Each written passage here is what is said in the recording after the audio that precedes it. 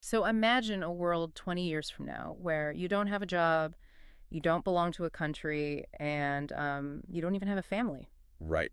It's a lot. Yeah, it's a massive shift. And the craziest part is the author we're looking at today argues that artificial intelligence is just going to force this reality on us, whether we like it or not. Absolutely. So, welcome to your personalized deep dive. Today, we're unpacking this really provocative essay from March 2024. It's called The Future of Mankind. Written by an author named Zhu Feng and edited by Kinyu. Right. And it's Yeah. basically this wild 20-year roadmap predicting just a total overhaul of human civilization. Yeah, but we should probably point out right up front, this text is advocating for a really specific ideologically charged system. Oh, for sure. Yeah, the author calls it Shufeng-style communism. Yeah. And we are definitely not here to endorse or condemn those politics. No, not at all. Our goal today is just to impartially map this out. We want to see the logic, the mechanical leaps he makes to construct this vision. Exactly. We're just dissecting the blueprint so you can analyze the ideas yourself. Right. And I mean, the scale of this essay is just staggering because he doesn't frame these changes as like political trends, No, he calls them unstoppable natural laws. which is such a bold claim. It is. It's a really critical rhetorical device. He explicitly compares societal evolution to the inevitability of death. Wow. Okay. Yeah, he argues that natural laws just operate completely independently of human will. So it doesn't matter how powerful the government is or, how stubborn an individual is. You can't fight gravity. Right. You cannot resist a natural law. He actually uses this really grounded example. He talks about the transition from ox carts to automobiles. Oh, like you don't see horse-drawn carriages on the highway anymore. Exactly. Yeah. The new always replaces the old. And he uses that assumption to justify dismantling literally our most entrenched institutions. Okay, so speaking of dismantling, the first major ox cart on his chopping block is the traditional family, Yeah, the nuclear family, marriage, he says it will all simply disappear. which is wild. How does he justify that? Well, he describes marriage using this very dense phrase. He calls it the crystallization of the production relations of the traditional era. Okay, wait, we have to translate that for the listener. That sounds like intense academic jargon. It really is. Mhm. But in plain English, it basically means marriage was historically invented as an economic tool. Like a survival mechanism. Exactly. It was a way to manage farms, consolidate property, ensure inheritance. It totally made sense in an agrarian society where you needed a closed unit to survive. Right. But the author argues we're deep into the network era now. And in this network era, social relations are just infinitely more complex, right? Oh, Because yeah. it seems like he thinks the family unit has totally inversed its function. Like instead of being a safe haven, it's a bottleneck. That is exactly his argument. He says it's a direct obstacle to personal development now. Interesting. Because human consciousness is awakening. People want a higher quality of life. And the network era requires agility. You have to be able to move and form fluid connections. And the traditional family kind of demands exclusivity, right? And localized commitment. Right. It ties you down. It's kind of like trying to run modern cloud software on a well on an old landline phone. Oh, that's a good way to look at it. Yeah, because 30 years ago, that landline tethered to your kitchen wall was your lifeline. You needed it. Right. But if you were forced to live your whole modern connected life on a 3-foot cord in your kitchen, It would feel like a prism. exactly. It physically restricts you from the global network. And the author kind of views the family as that 3-foot cord. Yeah, that mechanical limitation is central to his point. But he doesn't just rely on technology to make the argument. Right. There's a philosophical disagreement, too. A huge one. He elevates this to a spiritual imperative. Yeah. He points out, and he explicitly calls this an astonishing factor, that figures like Jesus Christ, Buddha Shakyamuni, and the Celestial Laozi never advocated for marriage and family. I mean, that is a massive historical flex. It really is. By bringing up these monumental spiritual figures, he's saying the family isn't just economically obsolete. Right. He's saying the highest levels of human awakening have always required detaching from the traditional family. So he's implying that as humanity collectively matures, we'll all naturally outgrow it. Exactly. Okay, but this brings up a huge question for me. If the micro-institution, the family, dissolves, what happens to the macro-institution? You mean the nation state? Yeah. Who actually organizes society if the family is gone? But the author thinks the state is the next thing to crumble. Right, he does. Because once the family dissolves, The individual is isolated in the network. Okay. And once you're an isolated node in this global network, your allegiance shifts. Mhm. He argues that organizational control is rapidly collapsing because governments are losing their monopoly on narrative. And the culprit isn't like an invading army, it's internet influencers. Yes, self-media. That is so fascinating. Well, historically, governments and major media controlled public opinion. They had the only megaphone. But the internet totally decentralized that. He points out that today, an influencer with millions of fans often has more direct appeal than actual government officials. Okay, let's unpack this though, because I see a huge leap in logic there. How so? Well, internet fame doesn't pave roads, you know? Right, right. Influencers aren't maintaining the power grid.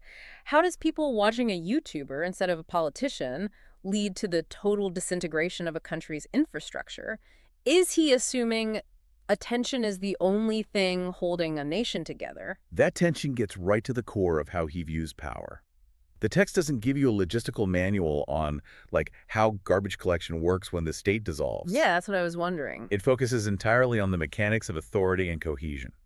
The premise is that a nation only functions if it holds the collective attention and belief of its people. Oh, I see. It's like currency. Exactly. Like a dollar bill only has value because we all collectively agree to believe in it. Precisely. Hmm. And once that collective belief fractures into millions of, decentralized influencer ecosystems, the state loses its mandate. Wow. He argues that when people stop looking to the state for guidance, its organizational ability just atrophies.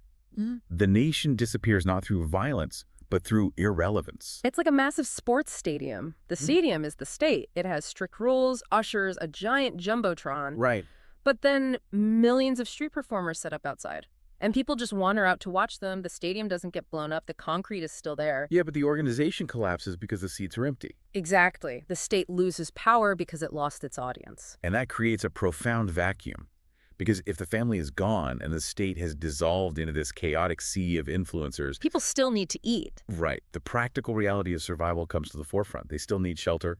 They still grow old. So how does the author envision people surviving and working in this new world? He proposes an economy based on a completely new consensus: radical resource sharing. Okay. And he introduces a definition of value that totally inverts traditional economics. Because usually we define value by scarcity, like a diamond is valuable because it's rare. Right. But the author flips that. He states that the higher the degree of sharing of things, the greater its value. Oh, interesting. So hoarding a resource actually destroys its value. A public park is more valuable the more visitors it gets. Even money, right. Yes. He says money's value isn't in a vault, it's in rapid circulation. It's an economy based on maximum utilization. And that mindset becomes super critical when he talks about elder care. Oh, definitely. Because he claims the demand for a comfortable old age is going to be a universal driving force. Yeah. But the traditional models are broken. Right. Because you can't rely on your kids, the family unit is gone. Yeah. And he views traditional nursing homes as, like, totally unsuitable for human dignity. Yep. So humanity will demand a collective way to enjoy old age. But here's the thing.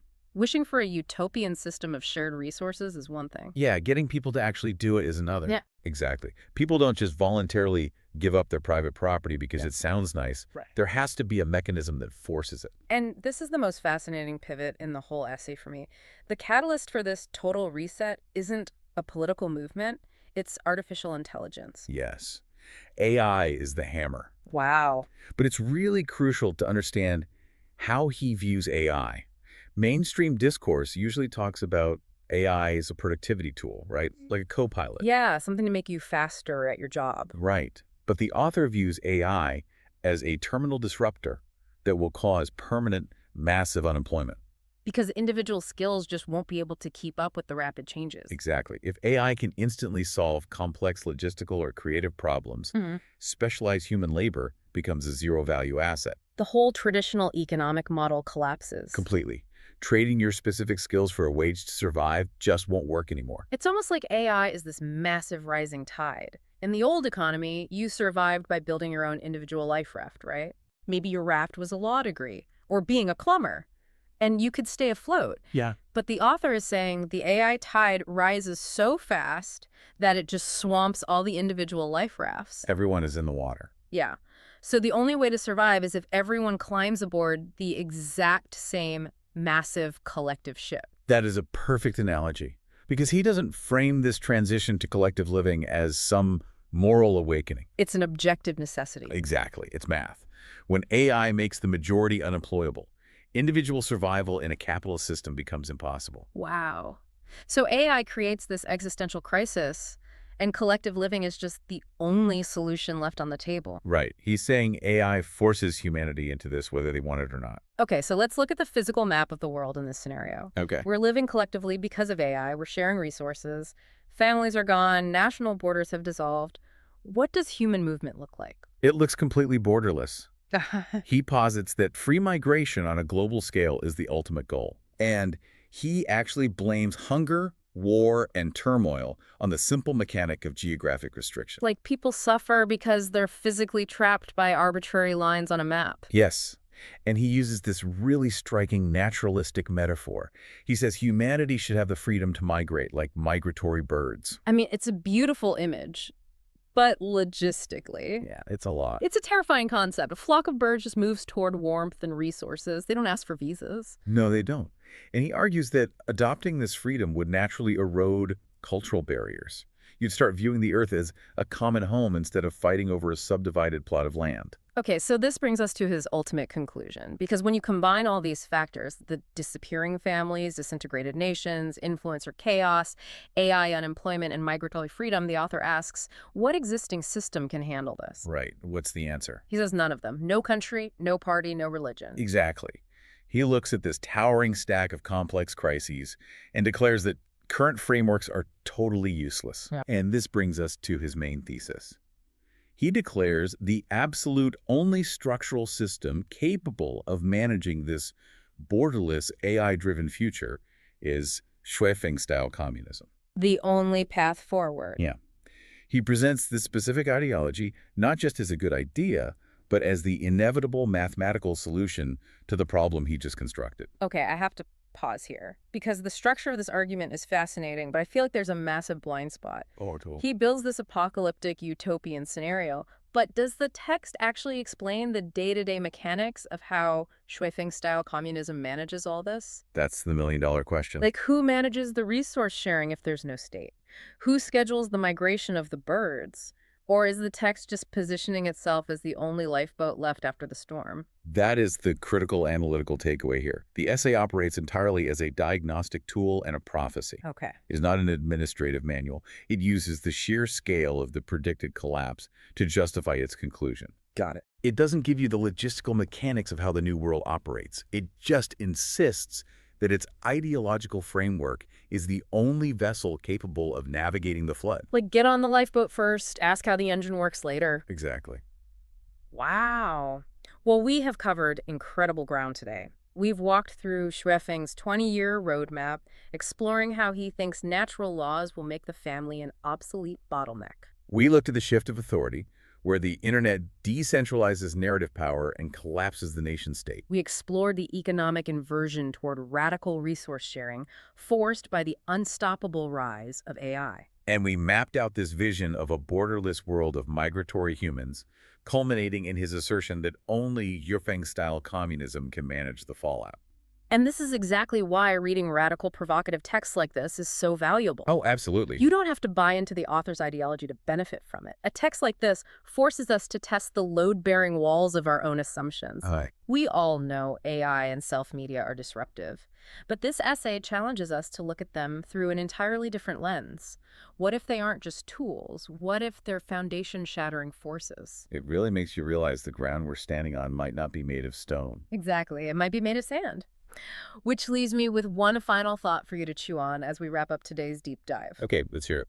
The author's entire vision of this global resource-sharing utopia rests on this massive unspoken assumption about human nature. He assumes that if AI takes our jobs and manages our basic needs, human nature will just seamlessly adapt to a peaceful, borderless collective. Right? But think about the mechanics of human behavior. If the struggle for basic survival is completely removed by AI, would we really become global migratory birds living in harmony? Or would we do something else? Right. Would human nature just invent entirely new artificial ways to compete, to divide ourselves, and build new borders in the digital or social realm? That's a huge question. It's something for you to think about as you navigate the network era today. Because predicting the future isn't just about guessing which technology comes next, it's about asking if we'll still be the same humans once it arrives.